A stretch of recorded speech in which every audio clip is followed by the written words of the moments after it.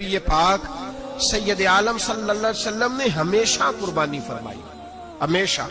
آج تو حضور نے ایک فرمایا، اللہ ہم سب کو حج کی توفیق عطا فرمائے اور بار بار حج کی توفیق دے۔ صحابہ نے 40 حج فرمائے ہیں، 50 حج فرمائے، حضرت فضیل بن عیاض نے 60 حج فرمائے۔ اللہ کو توفیق دے، قبول فرمائے اور اللہ سب کو بار بار وہ موقع نصیب فرمائے۔ تو نبی پاک صلی اللہ تعالی علیہ وسلم نے حج ایک فرمایا، قربانی حضور جس دن مدینے آئے اس وقت شروع فرمائی، اور ہر سال حضور قربانی دیتے، ہر سال 2 جانور ذبح فرمائے۔ یا رسول اللہ صلی اللہ تعالی علیہ وسلم، 2 کا کیا مقصد فرمایا؟ ایک میری طرف سے، ایک میری غریب امت کی طرف سے۔ یا رسول اللہ صلی اللہ علیہ وسلم کس طرف سے فرمایا؟ ایک میری طرف سے، ایک میری امت کی طرف سے۔ کبھی فرمایا ایک میری طرف سے، ایک میرے اہل بیت اور میری امت کی طرف سے۔ 2 جانور حضور نے ذبح فرمائے، اور پھر میرے حبیب پاک صلی اللہ تعالی علیہ وسلم کے غلام مولا علی شیر خدا، ابن ماجہ کی روایت ہے، حضرت علی شیر خدا فرماتے ہیں کہ نبی پاک علیہ الصلوۃ والسلام 2 جانور ذبح کرتے تھے۔ خود حضرت علی کی جب باری آئی تو انہوں نے بھی 2 فرمائے۔ تو صحابہ نے پوچھا کہ علی 2 کیوں؟ 2 کس لیے؟ تو حضرت علی رضی اللہ تعالیٰ عنہ فرمانے لگے، مجھے میرے حبیب نے وصیت فرمائی تھی کہ علی تو نے 2 کرنے، ایک اپنی طرف سے کیا کرنا، ایک میری طرف سے کرنا۔ تو میں ایک اپنی طرف سے دیتا ہوں، ایک اپنے نبی پاک کی طرف سے دیتا ہوں صلی اللہ علیہ وسلم۔ 2 جانور۔ آپ لوگوں نے سنی ہوئی ہے یہ بات کہ مہینہ کھانا نہیں پکتا تھا حضور کے گھر میں۔ حضرت عائشہ فرماتی ہیں 3 چاند اور 3 سورج کٹھے کبھی نہیں دیکھے جب ساتھ روٹی بھی کھائی ہو، یعنی 3 دن مسلسل کبھی کھانا نہیں کھایا۔ قربانیاں کتنی دیں؟ بولیے۔ حضرت علی شیر خدا کا مکان کوئی نہیں اپنا، کوئی گھر نہیں بنایا۔ مولا کائنات شیر خدا، میں نے یہ بات پھر دہرا رہا ہوں، پہلے بھی میں نے عرض کی تھی، پکا کرنے کے لیے دہرا رہا ہوں۔ حضرت علی کا کوئی کاروبار نہیں بظاہر۔ بی بی صاحبہ فرماتی ہیں کہ کئی ہفتے صرف سرکہ اور کھجورے۔ قربانیاں کتنی؟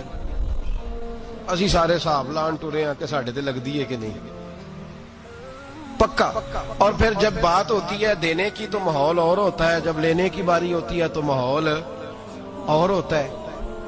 قربانی واجب ہے اس شخص پر جس کے پاس 52.5 تولے چاندی یا 7.5 تولے، لیکن میں 7.5 تولے والا فتویٰ نہیں دیتا، میں 52.5 تولے چاندی والا فتویٰ دیتا ہوں، اس لیے کہ 52.5 تولے چاندی تو شاید تولہ یا 1.5 تولہ سونے کے برابر ہی ہو جائے، ٹھیک ہے نا جی؟ تو 7.5 تولے سونا 50-60 ہزار روپیہ جس آدمی کے اکاؤنٹ میں موجود ہے وہ قربانی کرے۔ بلکہ امام شافعی رحمۃ اللہ علیہ فرمایا کرتے تھے جس نے 3 کمروں کو تالا لگایا ہوا ہے وہ 3 کمرے فارغ ہیں، اس کے کسی کام کے نہیں، ان کی قیمت کا حساب لگائے۔ چھت پہ سٹور بنا دیا ہے، کوئی مطلب نہیں اس کا، اور جو ویسے رکھی ہوئے ہیں کوئی معنی ہی نہیں کمرے کا، فرماتے تھے حساب لگائے، قربانی کرے۔ رب کریم کی بارگاہ میں دینے کا جب معاملہ آیا تو تو گول کر گیا کام۔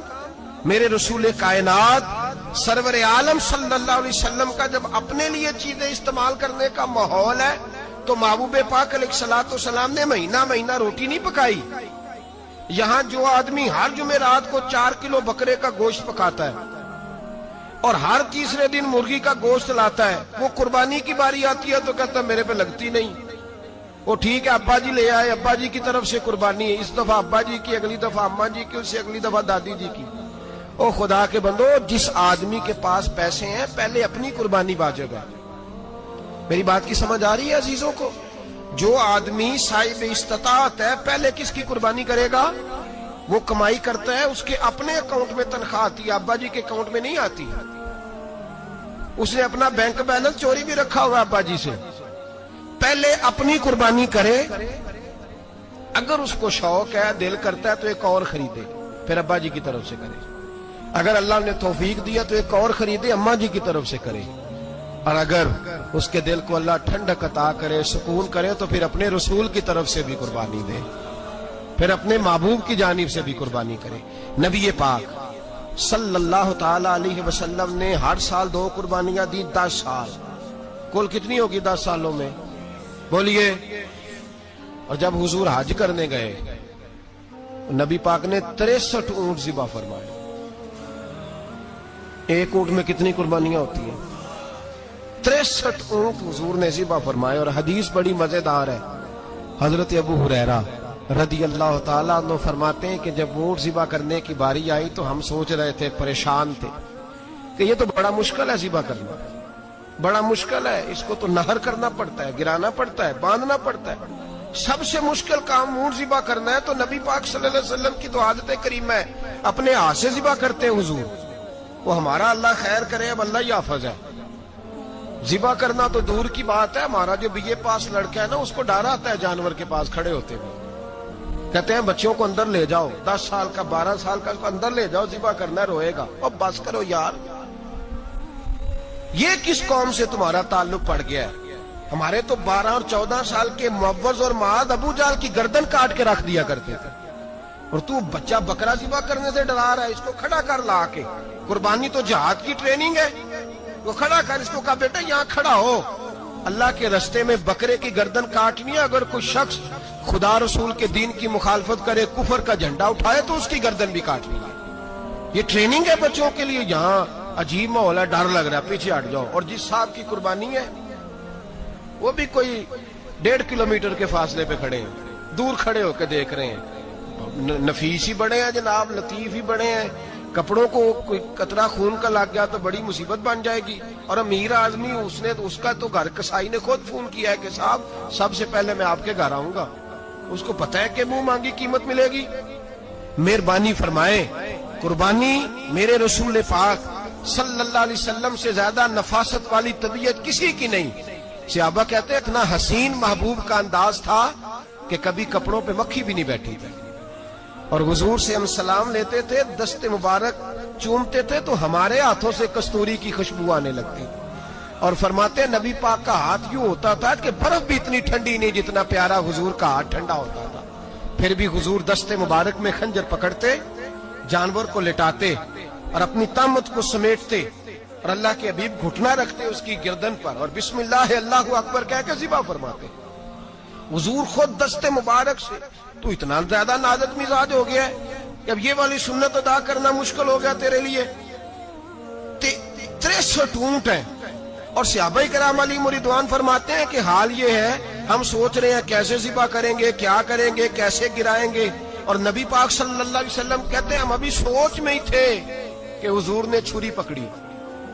خنجر جب حضور نے اٹھایا تو فرماتے ہیں اونٹ دوڑتا ہوا آیا اور نبی پاک کے سامنے آ کے لیٹ گیا. فرماتے ہیں اللہ کے رسول نے بسم اللہ اللہ اکبر کہہ کے ذبح کیا. اس نے ٹانگ بھی کوئی نہیں ہلائی، پیر بھی کوئی نہیں ہلایا. وہ کسی شاعر نے بڑی عجیب بات کہی تھی. اس نے کہا پھنسی جو دام میں بلبل تو لگی یوں کہنے، کرے گا قتل کیا تو نے جب اسیر مجھے، کباب شمع کے شولے پہ کیجیو سیاد، شکل گل نظر آئے دم اخیر مجھے. وہ کہتے ہیں بلبل کو شکاری، سیاد شکاری نے پکڑ لیا بلبل کو. تو سیاد سے بلبل کہنے لگی تو نے پکڑا ہے تو قتل تو کرے گا ہی نا، کھائے گا تو صحیح، ایک میری منت ہے. شکاری کہنے لگا وہ کیا؟ تو بلبل کہنے لگی جب تو مجھے ذبح کرے نا اور پکائے تو مجھے پھول سے بڑی محبت ہے. اس طرح کرنا، کوئلے اتنے زیادہ دہکانا، اس قدر زیادہ آگ جلانا کہ ان کی شکل گلاب کے پھول کی طرح سرخ ہو جائے.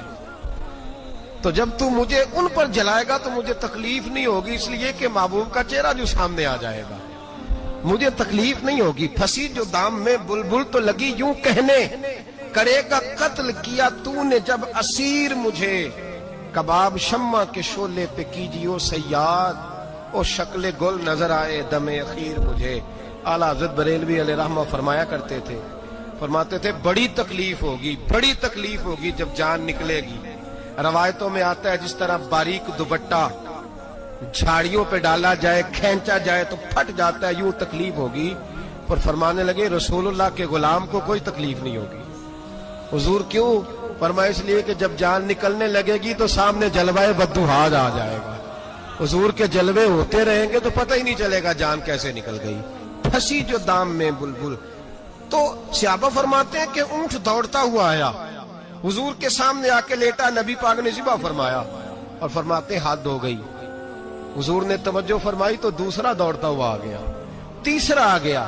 حضرت ابو ہریرہ فرمایا کرتے اونٹ ایک دوسرے کو دھکے دیتے تھے, پیچھے ہٹ جا, پہلے میں نے جانا ہے, پہلے میں نے جانا ہے. 63 اونٹ وادی مینا میں حج کے موقع پر میرے رسول پاک نے دست مبارک سے ذبح فرمائے. ہر قربانی حضور نے اپنے ہاتھوں سے فرمائی. قربانی واجبات دین میں سے, ضروریات دین میں سے, اور کوئی اتنا لمبا چوڑا مسئلہ نہیں. بہت ساری چیزوں کو خود بخود مشکل کر لیتے ہیں.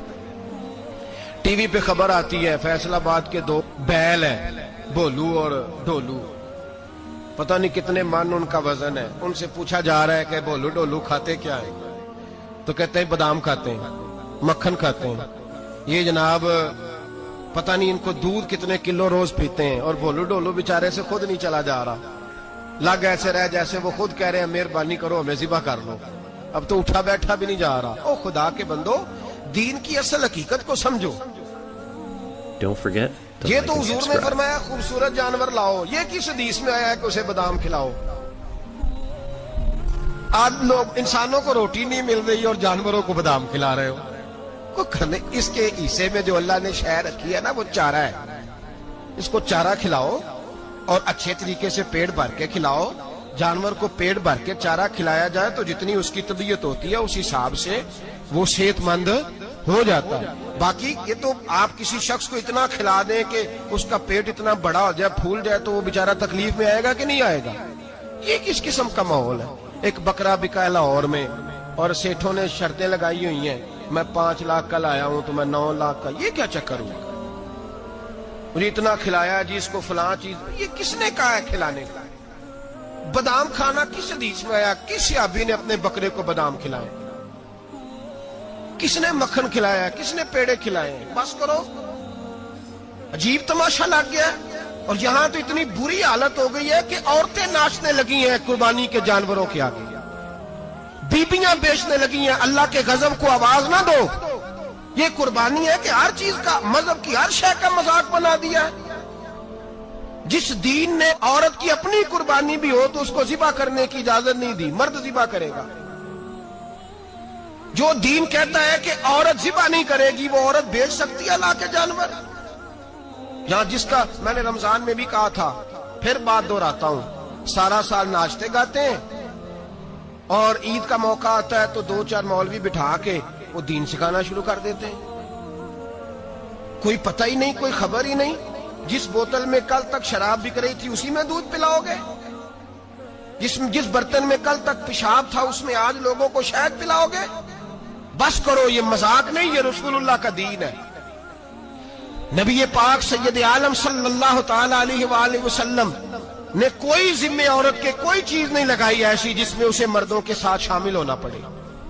اور عورت سمجھ ہی نہیں رہی کہ یہ اس کی تذلیل ہے, عزت نہیں. صابن بک رہا ہے تو ساتھ بی بی کھڑی ہے, شیمپو بک رہا ہے تو عورت اس کی جو ہے وہ ایڈ دے رہی ہے. یہ عزت ہے عورت کی؟ رسوا کر دیا تم نے ہر شے میں عورت. اب قربانی کا جانور بھی بی بی بیچے گی؟ غیرت کہاں گئی اس قوم کی؟ میرے رسول پاک سرور دو عالم صلی اللہ تعالی علیہ وسلم کو کسی نے آ کے کہا فلاں قبیلے کے لوگوں نے عورت کو سربراہ بنایا ہے, عورت کو آگے لگا لیا. فرمایا تباہ ہو گئے وہ لوگ, انہوں نے عورتوں کو اپنے آگے پیشوا بنا لیا. جس رب نے عورت کو نبوت نہیں دی, امامت کرنے کا حق نہیں دیا, کس چکر میں لوگ پڑ گئے؟ 5 لاکھ کا جانور کس لیے لائے ہو؟ 5 لاکھ کا تفاخر کے لیے, دکھانے کے لیے؟ تو اگر 50,000 کا 60,000 کا بھی جانور لاتا تو اچھا آ جاتا. اور 50,000 کا جانور لائے تو 5 لاکھ میں کتنے آتے ہیں بولے؟ تو 10 جانور ذبح ہوں گے تو کتنے غریبوں تک گوشت جائے گا, کتنے گھروں کا بھلا ہوگا. ہر چیز کا چکر الٹا کر دیا گیا ہے. اور صرف حج کے لیے ہوتی تو میرے رسول پاک ہر سال قربانی نہ کرتے, اور میرے نبی پاک قربانی دینے کا حکم. ایک اور بات بڑی لوگ پوچھنے لگے, کہتے جی گائے کی ہوتی ہے, بھینس کی بھی ہوتی ہے کہ نہیں؟ چلو جی اب نئی بات نکل آئی. حدیث پاک میں لفظ آیا اونٹ کا, نبی پاک نے فرمایا بکرا 1 سال کا, گائے 2 سال کی, اونٹ 5 سال کا. حدیث میں لفظ آ گیا اونٹ کا. آپ کو بندہ کہے پہلے بتائیں نر کا کہ مادہ کا, تو میں کدھر سے آپ کو حدیث نکال کے دوں جس میں نر بھی اور مادہ علیحدہ علیحدہ ہو؟ حدیث پاک میں ذکر آ گیا دمبے کا، مینڈے کا. اب باقی جو سارے جاگ رہے ہیں نا، اب غور فرمائیں، باقی ایک بکرا ہے، ایک چھترا ہے، ایک دمبا ہے، ایک دیسی بکرا ہے، ایک پہاڑی بکرا ہے، تو علیحدہ علیحدہ لفظ کہاں سے نکال کے دیے جائیں؟ یہ ساری انواع ہیں، اقسام ہیں، نوع ہیں. اسی طرح بھینس بھی گائے کی ایک قسم ہے. امام اعظم ابو حنیفہ فرماتے ہیں النوع منہ، یہ اس کی ایک قسم ہے، نوع میں سے ہے، گائے کی نوع میں سے. آپ عام لفظ بولتے ہیں تو کہتے ہیں بکرا چھترا گائے بھینس، عام لفظ ہے نا. تو جب گائے کہہ دیا تو اب کو بندہ کہے گائے آیا تو پہلے بتائیں گائے تو ہے، تو اس میں بیل شامل ہے کہ نہیں؟ تو گائے کی جتنی قسمیں ہیں نا، ہمارے محدثین بھینس کو گائے میں شامل کرتے ہیں. بھینس گائے کی ایک قسم ہے. تو نبی پاک صلی اللہ علیہ وسلم نے جب گائے کا لفظ استعمال کیا تو بھینس اس کے اندر آ گئی. تو اگر گائے کی قربانی جائز ہے تو بھینس کی قربانی بھی جائز ہے. اگر بیل کی قربانی جائز ہے تو کٹے کی قربانی بھی 100% جائز ہے. اس کے اندر 7 حصے ڈالے جائیں گے، اسے قربان کیا جائے گا، یہ جائز ہے. اگر آپ صریح لفظ نکال کے دکھانے کو کہیں گے تو پھر تو بڑی چیزوں میں لوگ الجھ جائیں گے. پھر کیسے نکالا جائے گا؟ خسی کی جائز ہے کہ نہیں، جو خسی نہیں اس کی جائز ہے کہ نہیں، فلاں کی. تو ان تفصیلات، ہاں بہت ساری چیزوں کی تفصیلات حدیث میں ہیں، لیکن ساری چیزوں کی موجود نہیں. اس لیے میرے عزیز یاد رکھیں، بھینس کی قربانی بھی ہوگی، گائے کی بھی ہوگی، بیل کی بھی ہوگی، کٹے کی بھی ہوگی. جن کی نہیں ان کی نہیں. ہم نے کبھی کہا ہرن کی قربانی بھی ہوگی یا مرغی کی قربانی بھی ہوگی. تو حدیث مبارکہ کے اندر جو چیزیں موجود ہیں ان کی جتنی اقسام ہیں ان سب کی قربانی کرنا ہاں جائز ہے. اور میرے نبی پاک صلی اللہ علیہ وسلم نے فرمایا جانور خوبصورت ہو، لنگڑا نہ ہو، کانا نہ ہو، زخمی نہ ہو، خوبصورت جانور لاؤ، اس کو لا کے ذبح کرو. لوگ کہتے ہیں چلو اتنے پیسے اللہ کے راستے میں دے دیں، تو یہ کافی نہیں کافی. مسلم شریف میں، بخاری شریف میں میرے نبی پاک سید عالم صلی اللہ تعالی علیہ وسلم نے فرمایا 10 ذی الحج کو اللہ کی نظر میں ابن آدم کا سب سے پسندیدہ عمل. لیکن نا 10 ذی الحج کو، کل 10 ذی الحج ہے تو بڑے کام ہوں گے. فجر کی نماز بھی ہوگی، تکبیرات تشریق بھی پڑھی جائیں گی. آج فجر سے شروع ہو گئی نا، 9 کی فجر سے لے کر 13 کی عصر تک تکبیرات تشریق پڑھی جائیں گی. اللہ اکبر، اللہ اکبر، لا الہ الا اللہ واللہ اکبر، اللہ اکبر وللہ الحمد، اللہ اکبر، اللہ اکبر، لا الہ الا اللہ واللہ اکبر، اللہ اکبر وللہ الحمد، اللہ اکبر، اللہ اکبر، لا الہ الا اللہ واللہ اکبر، اللہ اکبر وللہ الحمد. کوشش کریں جب بھی پڑھیں 3 بار پڑھیں. تکبیرات تشریق بھی پڑھی جائیں گی، فجر کی نماز بھی کل ہوگی، عید کی نماز بھی ہوگی، لوگ اور بھی کو ذکر اذکار کریں گے. لیکن میرے نبی پاک صلی اللہ علیہ وسلم نے فرمایا 10 ذی الحج کو اللہ کو اپنے بندے کا جو کام سب سے زیادہ پسند ہے وہ یہ ہے کہ وہ اللہ کے راستے میں جانور کا خون بہائے. حالانکہ نمازیں بھی ہیں، اذکار بھی ہیں، تکبیرات بھی ہیں، سارا کچھ ہے، پر اللہ کو سب سے زیادہ کیا پسند ہے؟ جانور کو قربان کرنا. یہ اللہ کو بڑے خوبصورت لفظ نبی پاک علیہ السلام نے فرمایا قربانی کا جانور قیامت کے دن اپنے سینگوں اور کھروں سمیت آئے گا، اور جس نے قربانی کی ہوگی اس کی بخشش کروا کے اسے جنت میں لے کر جائے گا. تو فرمایا ابن آدم کا سب سے پسندیدہ عمل یہ، سب سے پسندیدہ، کہ وہ 10 ذی الحج کو قربانی کریں، کوشش کریں خود ذبح کریں اپنا جانور. یہ حضور کی سنت ہے. یہ نہ ہو سکے تو نبی پاک صلی اللہ علیہ وسلم نے اپنے ہاتھوں سے ذبح کرنے لگے حضرت فاطمہ کا جانور. تو فرمایا فاطمہ ادھر آ کے اس کے پاس کھڑی ہو جاؤ، میں تمہارا جانور ذبح کرنے لگا ہوں. اپنے جانور کے پاس کھڑے ہوں. میرے جو بھائی ذبح کرنے کا کام کرتے ہیں نا، قصاب ہم کہتے ہیں، سارے قصاب نہیں ہوتے، بہت سارے لوگ یہ سعادت حاصل کرتے ہیں اور بڑے نیکی کا کام کرتے ہیں. اللہ انہیں بڑی بہترین جزا عطا فرمائے گا، بڑا خیر کا کام کرتے ہیں. لیکن چونکہ رش ہوتا ہے ایسے لوگوں کے پاس، تھوڑی جلدی بھی ہوتی ہے. پہلی تو کوشش کریں تکبیر خود ڈالیں، یہ نہیں ہو سکتا تو قریب کھڑے ہوں. ہمارے ہاں ایک رواج یہ بھی ہے کہ 2 بندے ہاتھ رکھتے ہیں. ذبح وہ کر رہا ہوتا ہے تو جس کی قربانی ہوتی ہے اس کو کہتے ہیں تو بھی ساتھ ہاتھ رکھ. ہوتا ہے نا جی بہت ساری جگہوں. اب حکم یہ ہے شریعت اسلامیہ کا کہ جب جانور ذبح کریں گے تو پڑھیں گے بسم اللہ اللہ، بسم اللہ اللہ۔ ہاں نبی پاک صلی اللہ علیہ وسلم نے لمبی دعا پڑھی، صحابہ بھی لمبی دعا، انی وجہت وجہی للذی فطر السماوات والارض حنیفا وما انا من المشرکین، یہ بھی پڑھا۔ اور پھر میرے رسول پاک صلی اللہ علیہ وسلم نے یہ بھی کہا کہ اللہ میری طرف سے قبول فرما، میری امت میری اہل بیت کی طرف سے قبول فرما۔ صحابہ جب جانور ذبح کرنے لگتے پہلے یہ دعا پڑھتے، پھر کہتے اللہم تقبل منا کما تقبلتا خلیل کا ابراہیم علیہ السلام وتقبلتا حبیب کا محمد صلی اللہ علیہ وسلم، اے اللہ ہم سے بھی قبول فرما جیسے تو نے حضرت ابراہیم سے قبول فرمائی اور جیسے اپنے حبیب حضرت محمد صلی اللہ علیہ وسلم سے قبول۔ یہ ساری دعا پڑھیں، اور جب جانور ذبح کرنے لگے تو پھر پڑھیں بسم اللہ اللہ، بسم اللہ اللہ۔ اچھا دو آدمیوں نے ہاتھ رکھا ہوا ہے، دو آدمیوں، اب اگر ایک نے بھی نہ پڑھی بسم اللہ اللہ اکبر تو جانور حلال نہیں ہوگا، دونوں کو پڑھنا پڑے گا۔ یہ مسئلہ یاد رکھیں۔ ایک اور بات بھی بتانی ہے آپ کو، وہ بھی آپ نے یاد رکھنی ہے۔ قربانی کے بڑے جانور میں کتنے حصے ہوتے ہیں؟ 7۔ اب 7 حصوں میں 7 کی نیت قربانی کی ہونی چاہیے، 7 کی۔ 6 حصے ڈال گئے، جو چلے تھوڑے سے زیادہ امیر لوگ نہیں تھے، نارمل تھے، انہوں نے 6 حصے ڈال لیے۔ 7واں امیر آدمی تھا، اس کو جا کے کہا یار ایک حصہ نہیں مل رہا تو چل تو نے تو 2-3 بکرے لیے ہوئے ہیں تو بھی شامل ہو جا۔ اس نے پہلے تو کہا نہیں یار میں نے اب لے لیا، پھر جب اصرار کیا تو کہا چلو ٹھیک ہے بڑے گوشت کا قیمہ کرا لیں گے۔ تو اس طرح کرو، ڈال لو میرا بھی حصہ۔ اب 6 کی نیت قربانی کی، 7ویں کی گوشت کی، کسی کی بھی قربانی نہیں ہوگی، گئے سارے۔ اب اس کے لیے شرط کیا ہے کہ اس کو بھی آپ، اصل میں ہمیں مسائل نہیں آتے، نہ ہم سیکھتے ہیں نہ پتہ کرتے ہیں، پھر خرابی ہوتی ہے۔ اب اس سے کہیں کہ یار قربانی سے پہلے اپنی نیت کا اعادہ کر، اپنی نیت کا اعادہ کر، بتا کہ تیری نیت کیا ہے، اور اگر غلط ہے تو صحیح کر لے، تاکہ سب کی قربانی تو بتا۔ یہ جو تو رکھ رہا ہے قربانی، تو کس کی قربانی کر رہا ہے؟ دادا جی کے نام کی، ابا جی کے نام کی، اپنے پیر کے نام کی، استاد کے نام کی، یا رسول پاک صلی اللہ علیہ وسلم کے نام کی، نبی پاک کے نام کی؟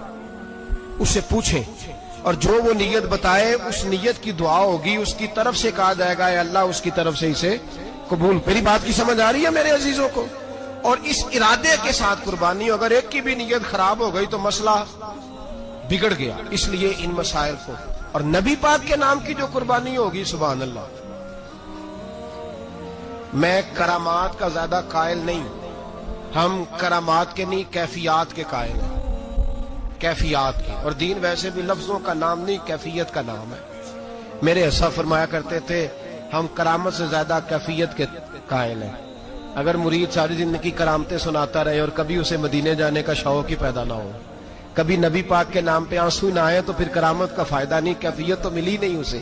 ہم کیفیت، اسی طرح ہم نظرانے کے نہیں نظر آنے کے قائل ہیں۔ تو بھائی یہ یاد رکھ لیں، کیفیت کا نام دین ہے، نبی پاک کے نام کی قربانی۔ میں قائل تو نہیں کرامت کا، لیکن ایک بات میں نے اپنے ایک استادوں سے، ایک بزرگوں سے سنی ہے، میرا دل کرتا ہے وہ سنا دوں آپ کو۔ اور بزرگوں کا قول ہے اصل رنگ جو میں عرض کر رہا ہوں اسی رنگ میں اس کو رکھیے گا، اور جس حد تک میں بات کر رہا ہوں اسی حد تک رکھیے گا۔ اب ہر آدمی کے پاس موبائل ہوتا ہے، فوراً بات ریکارڈ ہوتی ہے، فوراً میڈیا پہ جاتی ہے، فوراً لوگ کمنٹس کرتے ہیں۔ تو بھائی جس حد تک سناؤں اسی حد تک رکھیے گا۔ میرے ایک بزرگ فرمایا کرتے ہیں کہ نبی پاک کے نام کا جانور ذبح کرو، اور وہ گوشت اس آدمی کو کھلاؤ جس کا حافظہ کمزور ہے، اللہ اسے وسیع حافظہ عطا فرمائے گا۔ اور فرمایا کرتے کہ میرا تجربہ ہے، نبی پاک کے نام کا جانور ذبح کرو، اور جس آدمی سے کوئی گناہ نہیں نہ چھوٹتا، کسی گناہوں میں الجھ گیا ہے، اسے وہ والا گوشت کھلاؤ، اللہ اس کے دل میں نور پیدا فرمائے گا اور گناہ سے نفرت ہو جائے گی اسے، جو نبی پاک کے نام کا جانور ہو۔ تو ہم جو سیکھنے والے لوگ ہوتے ہیں، ہمارا دل کرتا ہے کہ چلو تھوڑا سا اپنی طرف سے بھی پوچھ لیں۔ تو میں نے کہا حضور اگر بیمار کو کھلا دیں تو فرمانے لگے کھلا دو، اللہ صحت دینے والا ہے، پر بیمار کے لیے دوائیاں بڑی ایجاد ہو گئی ہے، گناہ گار کی دوائیاں نہیں ملتی۔ بیماروں کی دوائیاں بڑی ہیں، گناہ گاروں کی نہیں ملتی۔ गुनाहगार को खिलाओ, इसलिए कि जो चीज मुस्तफा के नाम से मंसूब हो जाती है रब उसकी बड़ी कदर फरमाता है, अल्लाह उसकी बड़ी कदर करता है। जो चीज नबी पाक के नाम से मंसूब हो जाती है अल्लाह उसकी बड़ी कदर फरमाता है। मेरे नबी पाक अलैहिस्सलाम ने फरमाया, मेरा कलमा पढ़ने वाला मोमिन जब दोजख से गुजरेगा तो दोजख कहेगी जल्दी जल्दी गुजर जा, जल्दी जल्दी, जहन्नम की आग कहेगी जल्दी जल्दी गुजर जा, जल्दी। तो मोमिन कहेगा तू तो आ गया, तुझे क्या बात हुई, पुल सिराज से गुजर रहा है, क्या मसला हुआ। उसके पास से गुजर रहा है दोजख के, तो पास से गुजरते वक्त भी कहते हो जल्दी गुजर जा, कहीं ऐसा ना हो कि तेरे नूर की चमक मेरी आंख को ही ठंडा कर दे। ये शान है उनके गुलामों की, तो सरकार का आलम क्या होगा। तो मेरे रसूल पाक अलैहिस्सलाम से जो शय मंसूब हो जाती है उसकी अल्लाह बड़ी कदर फरमाता है, जब भी तो हमारी कदर है। अल्लाह फरमाता है कुन तुम खैरा उम्मतिन, तुम जिस तरह के भी हो सबसे अफजल, इसलिए कि मेरे मोहम्मद का कलमा जो पढ़ते हो सल्लल्लाहु अलैहि। तो कुर्बानी करें, अच्छी नीयत के साथ करें, खुलूस के साथ करें। कुर्बानी के गोश्त के 3 हिस्से कर दें। एक देना है खालस गरीब लोगों को, जी क्या देना है उनको, जी गरीबों को क्या देना है, नाल झिड़का नहीं देनिया 250 आ भी गए हो तुसी, अजे तो खल भी नहीं लाई, झिड़का नहीं देनिया, और जो तेरे दरवाजे तक चल के आ गया। और अल्लाह पाक से डरा कर, बस ये सोच के उसने तुझे देने वाला बनाया है। भाई ये सोच कि कोई किसी के दरवाजे तक नहीं जाता, ये सोच वो बड़ा बेनियाज है, कुछ का कुछ कर देता। तेरे दरवाजे तक आ गया ना, बस ठीक हो गया। तू समझ कि उसने तुझे बड़ी इज्जत दी है, तेरे दरवाजे तक शापर लेके आया, झिड़के ना दे, उत्ते बह जा, तू आ भी गया है, ऐसे ना कर, ऐसे ना कर, बिल्कुल। बस जो आ गया है ना उसको इज्जत दे, वकार दे। गरीब को गोश्त देना है, 7 झिड़के नहीं देनी। और उसको बड़ी अजीब बात है, चौधरी साहब बैठे हुए हैं, 2 पंखे चल रहे हैं और उन्होंने जनाब बड़ा सोफा रखा हुआ है और टप में गोश्त रखा हुआ है और गरीब आदमी लाइनों में लगे हुए हैं। थोड़ी देर के बाद में चाय पीनी, बस कर यार बस कर, बेपरवाही वे एक सज्जन दी जिथे किसे दी पेश ना जावे, उन्हें ताजा वाले दर दर रोले ते मंगते तख्त बिठावे। डर उसकी बेनियाजी से, देख जो तेरे दरवाजे तक आ गया, बस आ गया, इतना ही काफी है, इतना ही काफी है, और इसी पे इक्तिफा कर। और कसाई से भी मेरी गुजारिश है कि फटाफट जिबा करना है, अगले घर भी जाना है। जानवर में अभी जान होती है तो खलड़ी उतारनी शुरू कर देते, ये जुल्म है। जिस महबूब ने फरमाया है कि जानवर के सामने जानवर जिबा ना करो, जिन्होंने कहा कि जानवर के सामने छुरी तेज ना करो, उन्होंने तुम्हें कैसे इजाजत मिल गई हो। भाई कुछ नहीं होता, अल्लाह खैर करेगा। और आप भी कसाई की मिन्नत करें, लड़ाई नहीं करें, गुजारिश करें, कहीं जरा ठहर जा यार, 2 मिनट ठहर, ठंडा होने दे, इसे ठंडा होने दे। जिंदा आदमी की खाल उतारें तो कितनी तकलीफ होती है। इतना जुल्म मैंने देखा, उसी वक्त उसने लटका दिया, पैर काटने लग गया, फटाफट ना, ठंडा होने दें। नबी पाक सल्लल्लाहु अलैहि वसल्लम ने मना फरमाया, जानवर ठंडा हो का गोश्त बनाए अच्छे तरीके से, कुछ नहीं होने लगा, कोई मसला नहीं है ऐसा। वो जो हमारे यहाँ मशहूर है ना, ईद वाले दिन रोजा होता है तो कुर्बानी के गोश्त से खोलना है, रोजा कोई नहीं होता। बस इतनी बात है कि अच्छी बात है, मुस्तहब है, अच्छा फेल है कि आप सबसे पहला खाना कुर्बानी का गोश्त ही खाएं। तो शुगर वाले बेचारे की शुगर लो हुई है, गोश्त मिलेगा 5 बजे, वो तो मर जाएगा। तो कोई जरूरी नहीं, वो खाना खाए जो घर में मौजूद है, नाश्ता वो करे, कोई ऐसी बात नहीं। गोश्त बन जाए तो वो खा ले, कोई रोजा नहीं, ईद वाले दिन कोई रोजा नहीं होता। यौम अरफा का रोजा है, ईद वाले दिन का कोई रोजा नहीं। बहरहाल उस गोश्त के 3 हिस्से करें, एक खालस गरीब आदमी को, दूसरा रिश्तेदारों को, अजीजों को, पड़ोसियों को, तीसरा घर में रखें, इस्तेमाल करें, खाएं। सारा गोश्त घर में रखना भी जायज है और सारा बांट देना भी। मैंने पिछले जुमे भी कहा था, फिर याद कराता हूं, जो लोग कुर्बानी करते हैं ना, वो वाले लोग हैं जिनके घर में आज भी गोश्त पकेगा। कुर्बानी देने वाले वो लोग हैं जो हफ्ते में हर 3 दिन गोश्त खाते हैं, फल भी खाते हैं। तो आप तो सारा साल खा रहे हैं, हर जुमे वाले दिन 3 किलो बकरे का गोश्त आता है। तो जो कुर्बानी का गोश्त है वो बांट दें, सारा गरीब को दें। Don't forget to like and subscribe.